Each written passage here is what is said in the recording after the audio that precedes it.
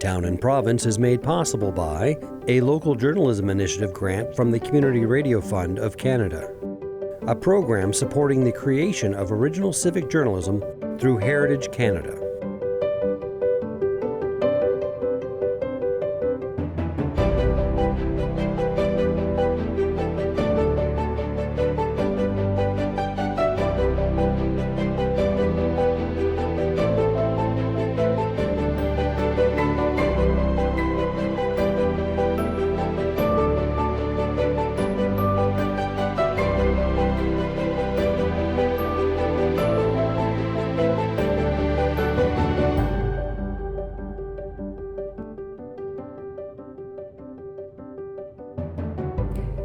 I'm Vicki Hogarth, and this is Town and Province. Join me as I sit down with Premier Susan Holt in her office to reflect on the challenges faced and decisions made by her government in 2025, and look ahead at what's in store for New Brunswick in 2026.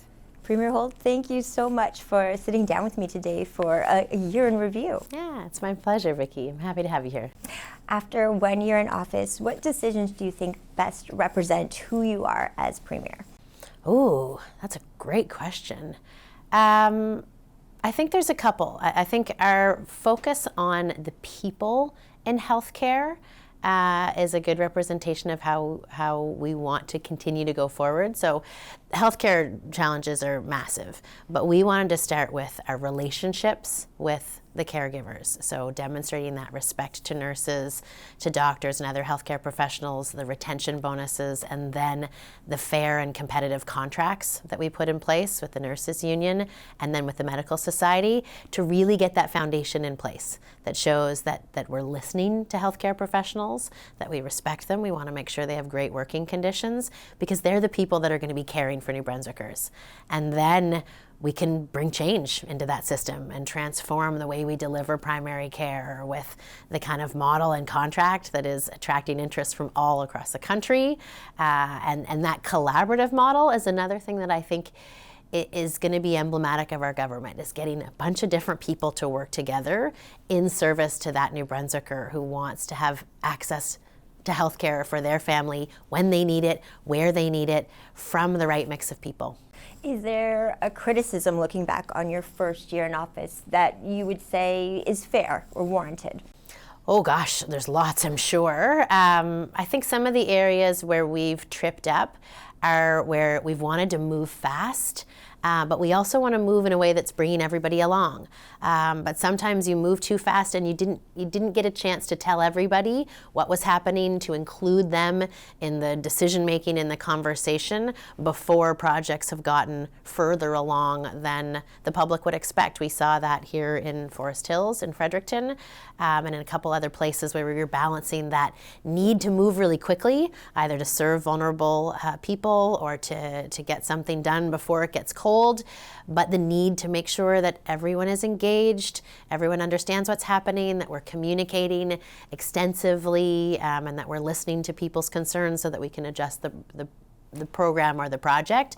There's been a few of those times where we've tried to go too fast, and we need to have more conversations. I know I'm not the first journalist to ask about balancing the budget. It's a big campaign promise last year. We couldn't have predicted the Trump administration and the tariffs and all these unforeseeable things that happened in 2025. But going back, let's say a year ago, if you could look into the future and see those things on the horizon, would you word it differently? How would you approach the budget? Absolutely. If we had had a crystal ball and could see that instead of the projections we had for revenues and GDP continuing to go like they had been, but instead turning around and moving into decline because of Trump and tariffs, then we would have built our promises and our investments on that kind of a financial model. Now, I'm not sure whether that means we probably would have let people know that deficits were going to be necessary because New Brunswickers are looking for us to invest in the things they care about, right? They want to be able to afford their rents and their property taxes and their gas bills, and they want the government to provide the conditions so that they can do that, and they want access to health care, and that's not cheap. And so sometimes, and including right now, the government of New Brunswick has the means to manage this kind of debt and deficit in places where some New Brunswickers don't have the means to manage that kind of debt and deficit. So we're going to take it on in order to invest in the things that New Brunswickers expect from us. Collaborative care clinics have been a signature policy of the Holt government. When you look back on the ones you've been able to open this year, 11 in total, 10 were promised, but you've delivered 11. How is it going, and what effects have you seen these clinics have so far on people's access to primary care? This one is one that I'm really proud of, in part because we were being ambitious when we committed to 10 in our first year in government, knowing that the previous government had made a commitment to 4 and hadn't been able to get 4 built even in a couple years. We were sticking our neck out, and for that reason we put a lot of focus on making sure that we delivered, because this is the fundamental change that's going to snowball. But it looks different in every community, and that's actually what's a little special about it, is that every community has a different setup, a different group of people that are delivering care. And so we've had to do unique deals and unique clinics all across the province to recognize who's here, who's caring for people, what support do they need. In this case, we're going to hire a couple more doctors. Over here, it's nurse practitioners. Over here, it's brand new space. Here, it's this technology, and it's adding this pharmacy or this physiotherapy, so that those clinics can take more patients off the wait list, can serve people more quickly, and that New Brunswickers feel that they have that timely access to care that's going to keep them out of the ER, and it's going to keep them and their families healthy. I know Eastern Charlotte Mayor John Craig is very excited about a collaborative care clinic coming to Blacks Harbour. What are the plans going into 2026? Where will we see clinics opened, and how do people who don't have a primary care provider still, how do you reassure them that it's coming? Yeah, great questions. So our focus is going to continue to be on the promises we made. So we made commitments to Blacks Harbour, to Woodstock, to the Kennebecasis Valley, to Blackville, that they would be in the next wave of collaborative care clinics. And so 2026 is the year for those communities. And then there will be another, I would say 8 or 9, and maybe even more, that will open in 2026, because we're seeing so much interest. So for the folks who don't have a family doctor, this model is attracting family doctors and nurse practitioners to New Brunswick. And so is the contract that we signed with the Medical Society. It is an innovative contract. It's different from others across Canada. We're getting tons of calls. We're getting doctors interested because they see the incentives to build rosters and to add patients and to make sure that they're getting timely care and after hours care and care in rural areas. And so I think we have the tools that will help us attract those new healthcare professionals to help get people who don't have a doctor off the waiting list and into one of these clinics. And we're seeing it pay off now, because we've recruited net new, so covering all the retirements and covering all the departures, we've added 94 more doctors in New Brunswick this year. It was 84, but we added 10 in just the last number of weeks. So you can see that compares to 60-something from the year of the previous government. So a significant increase in the amount of doctors net new that we've been able to attract to New Brunswick. That's going to help us get more New Brunswickers access to primary care. That was really part of my follow-up, was what data will you be looking at to measure the success of this? Obviously, the number of doctors coming is a huge number to look at, but what numbers are you looking at in terms of people off wait lists? Yes. And also, expenses in emergency rooms coming down?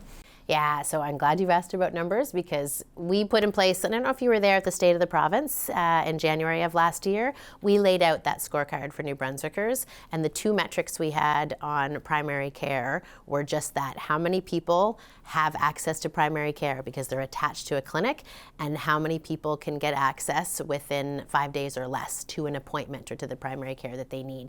Because measuring the numbers of doctors is a proxy, but we see lots of places, and we watched the previous government say, we've added all these doctors, but nobody was coming off of the list. And so what we've done is built a contract that encourages the doctors we have to roster patients and attracts doctors into the system and nurse practitioners and uses the scope of other healthcare providers. So right now, I think the number stands at about 77% of New Brunswickers that have access, which means 23% of New Brunswickers don't. Now that figure, we're trying to pin it down. We have the Health Council saying it's 180,000. We have HealthLink saying it's 126,000. But there are clearly lots of New Brunswickers that don't have access to care. We've committed to moving that from 77% to 79 to 81 to 83 to 86% by the end of our mandate of New Brunswickers that are covered and attached to a clinic. And then the figure on getting access within 5 days or less, I think that sits around 35%. We want to move that up to at least half of New Brunswickers that can get an appointment in a timely way until we can get both of those figures to 100%. But we need measures to make sure we're on track. And so we put those in place early in our mandate, and we're going to hold ourselves accountable to those metrics every year that we're in government. Campobello Island is generally in a unique situation. It's the same when it comes to health care. Recently, Campobello Islanders who were used to being able to receive some care from a Lubec clinic just found out some of this is no longer covered, or perhaps maybe was never covered. It was just forgiveness on the American side. What is your message to those islanders who are now finding that the health services they were used to receiving just across the bridge are no longer available? Yeah, I can appreciate that it's not a good feeling to feel like you're losing services and access to the care that you were getting over at the regional center in Lubec. And maybe we hadn't realized that the folks there were going maybe outside of the scope of the agreement that New Brunswick has with that clinic and they were providing services for some things like laboratory services, radiology services. The reason those weren't included in the agreement was because we have those services available at the Charlotte County Hospital with timely access, available there at the Campobello Health Center for some of them to get laboratory tests and results done in a timely way. And so that's why the agreement was set up like that. But we're in constant conversation with the folks in Lubec and the folks at the Campobello Health Center to make sure we know what are the waiting times, what are the services being provided. We want to make sure that New Brunswickers can get access to timely health care, and if they can't get timely health care from us, that we can arrange for them to get it from places like Lubec that they need. That's why the agreement was put in place in the first place.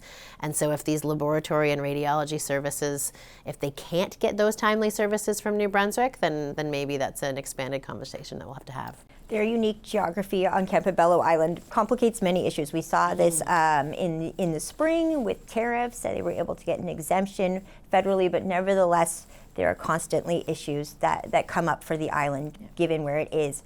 It wouldn't be a year-ender if I didn't ask about the potential for a year-round Campobello ferry. I know that your government was good about putting the ferry in the water earlier to help this year. Yeah. Is there any conversation around that currently?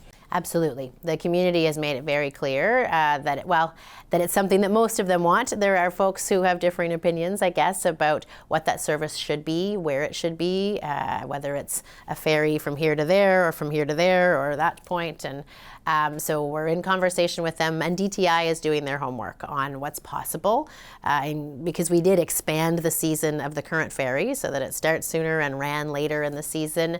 And I expect that that expanded season will continue for next year to respond to what we were told from the community about the timing that best suits them, their tourism season, their industry, while we look at the costs and the implications of a permanent year-round ferry. There'd be a significant infrastructure investment. Right now, the ferry that we have kind of beaches on both ends, but we would really need wharf infrastructure to manage a full year-round ferry. And so can we put wharves in the places where the current ferry goes, or do we need to consider the other routes that are being suggested? What are those costs? How long would it take to procure and build? That kind of thing. So DTI is doing the work.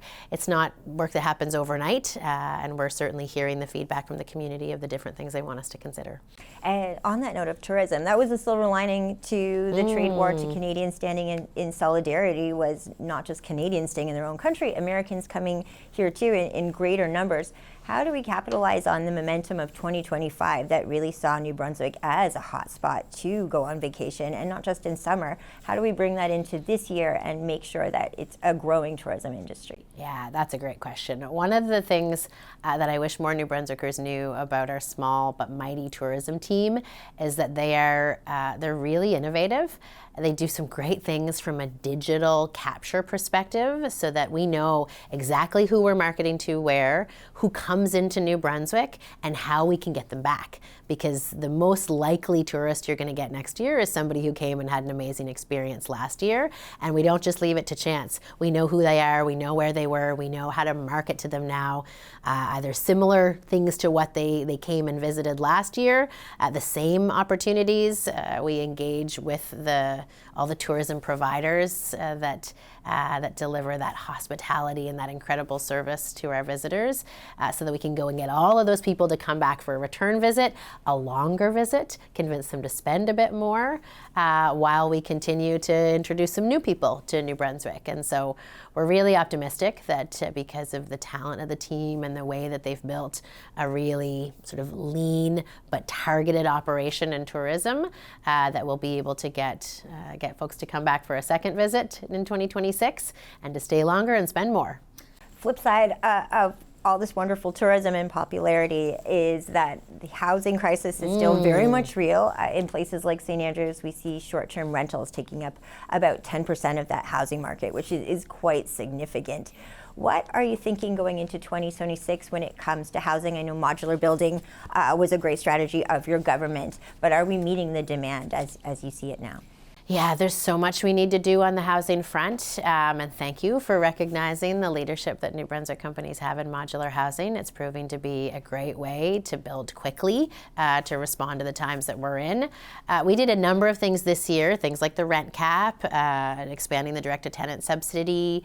We did a property tax freeze. We're in the process of a property tax reform, and some of that property tax reform is going to consider what tools do we have to try to see communities develop the way we'd like, with density, with the right mix of housing. St. Andrews has been a leader in this, really, particularly with the approach you've taken with short-term rentals, and to manage that so that it doesn't get out of control and push everyone out of the market.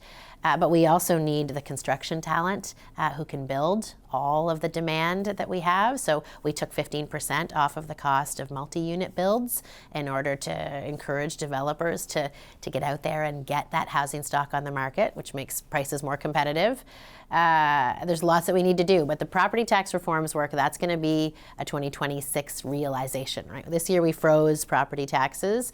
Property tax evaluations. Some municipalities chose to freeze their rates so that New Brunswickers won't pay more for property taxes in 2026. And then we're going to change the system so that the bills folks get in January of 2027 will look and feel different. And we'll make sure that everybody's paying their fair share in our property tax system, which affects what kind of homes get built and who's investing in what.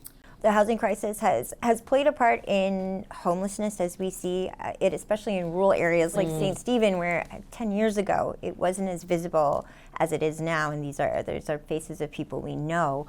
How is your government supporting towns like St. Stephen, where the municipality at times can feel overwhelmed with trying to deal with something that is sometimes over 100 in a town of about 5,000 people? Yeah, St. Stephen has been hit really hard with the impact of homelessness and compared to some municipalities, but there isn't really a corner of New Brunswick that isn't impacted by people struggling for a stable and affordable place to live and struggling with challenges, whether they be mental health or addiction or otherwise. And so this is where we have to partner, right? The municipality can't solve this on their own. The provincial government can't solve this on their own. We have to work together with the community to figure out what supports are the right ones, what partners exist, what infrastructure exists. You know, do we need to build? Do we need to support? Are there policy changes we need to make to allow a municipality to manage their spaces and infrastructures? We can put service providers in. We can fund outreach and out of the cold shelters, and we can fund more affordable housing development, more public housing development. I wish that I could wave a magic wand and have those units appear overnight. That's why we're doing some transitional housing developments as well, to give people that roof over their head so that they can start to get stabilized and be eligible to move into an affordable apartment. So the solutions look different, but the demand has been rising, and it's been putting a lot of pressure on people and communities and municipal leaders. So we're trying to work as collaboratively as possible and to design the solutions that are going to work in different communities, because it's not the same everywhere, right? Different downtowns, different residential makeups, different nonprofits. The folks at Neighborhood Works are great leaders in St. Stephen, trying to do what they can. There's some really generous community members, but I think everybody's feeling the pressure of 100 people to serve without the spaces or the means to be able to serve them all. I know that amalgamation happened under the previous government. Nevertheless, we're seeing a lot of municipal governments fall apart this year. How is your government handling the fact that there's a lot of oversight from the province in communities where many councillors have stepped, or even mayors stepped out of the job? Yeah, those have been some really challenging situations where there had been elections and people chosen, and then it not working out in some of those communities where, for lots of different reasons, actually. I don't think any two of those have been the same either. And so the team at local government and Minister Aaron Kennedy has been spending a lot of time with those people, with the folks who were elected to represent, to try to get, the right supports, the right training in place, to figure out how do we manage some large rural communities with not a lot of money and a need for services, not a lot of history or process to follow. And so we've put people in place to be there alongside and work with folks and tried to, again, employ that flexibility, that not every model has to look the same, because we want to make sure that we're recognizing the uniqueness of every community, partner with the regional service commissions, partner with the communities around to try and find what works so that New Brunswickers can still be represented by somebody that they chose and not just the government of New Brunswick that kind of backstops this. It's a stronger democracy when people are represented by local folks that they chose. How do we make that work for some of these smaller areas that have struggled this year? We have municipal elections coming up in May. Any message to people who are considering running? Oh, do it. I mean, there's nothing like public service. No question that it's really challenging, but serving your neighbors and your community, and being around the table to make those challenging decisions, to figure out how to support people, to figure out how to grow. This is the most rewarding thing I've ever done, and I would encourage people to, if they're interested, if something about that sparks their interest, that probably means that they should lean into public service, because New Brunswick benefits when great people step up to represent their neighbors and to be their elected officials, and then we want those great partners to work with, because there's so much that provincial government does that is tied very closely to what municipal governments do. Your first year in office was 2025, which I can't think of a weirder year in history that I've lived through. When you look back on the year that was, what vulnerabilities did the trade war expose? What strengths did it also reveal that we have as a province? Yeah, there's no question we were dealt a tough hand this year, and through no fault of New Brunswickers, right? What the U.S. is giving us in terms of tariffs and a change in the trade relationship has been tough, but there have been opportunities in it.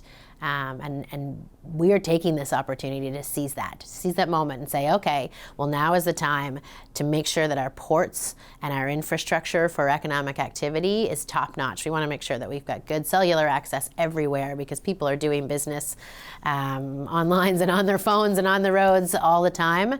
We want to make sure the ports are there to get their goods to market. We want to realize the value of our resources. New Brunswick used to be a great mining province, and we let some of that go, but the expertise is still there. We still have our universities that produce incredible mining engineers and geological engineers and environmental engineers, and we have these critical resources that have never been more important. We have minerals like tungsten and molybdenum and indium and antimony that are critical for defense applications. When we're looking after Canada's sovereignty, New Brunswick has a role to play in that. And then some of these minerals are critical for things like batteries and solar panels and touchscreens and wind turbines. So this is an opportunity for New Brunswick to contribute to Canada and the world in a way that's going to mean good paying jobs for New Brunswickers, a lot of economic activity, some royalties and revenue to the province that'll help us invest in healthcare and education. So we're taking this hand that we've been dealt, and we're going to turn it into a winning hand for New Brunswickers and come out the other side stronger. And finally, as we look ahead at 2026, what can New Brunswickers expect to have in store? Oof. So lots on for 2026. First and foremost, healthcare. We spent this year getting those contracts and agreements in place, getting the model in place, and so now we're going to accelerate and make sure that we have these collaborative clinics everywhere, that people are getting access to primary care, that those commitments for people to come off the wait list means that people are actually coming off the list and in droves, so that New Brunswickers feel that timely access to care, and that's going to keep them out of emergency rooms. We're going to see the NB Power panel, the independent panel that's doing the comprehensive review. They're going to table their report in the first quarter of next year, and then we're going to have some big decisions to make on changes to NB Power. We're going to see the property tax reforms complete, and we're going to continue the work that we've been doing this year to find ways to make life more affordable for New Brunswickers. Whether that's, we took the 10% off power bills, we got the 7-cent savings on gas, but we're not stopping there. We want to be constantly looking at ways that we can make sure that New Brunswickers can live affordably. So that's health and affordability, and some major energy and property tax projects on the docket for 2026. Well, thank you so much for having us in your office today, and I wish you the best over the holidays. Thank you so much. Happy holidays to you and the whole CHCO team and audience. Thanks, Vicki.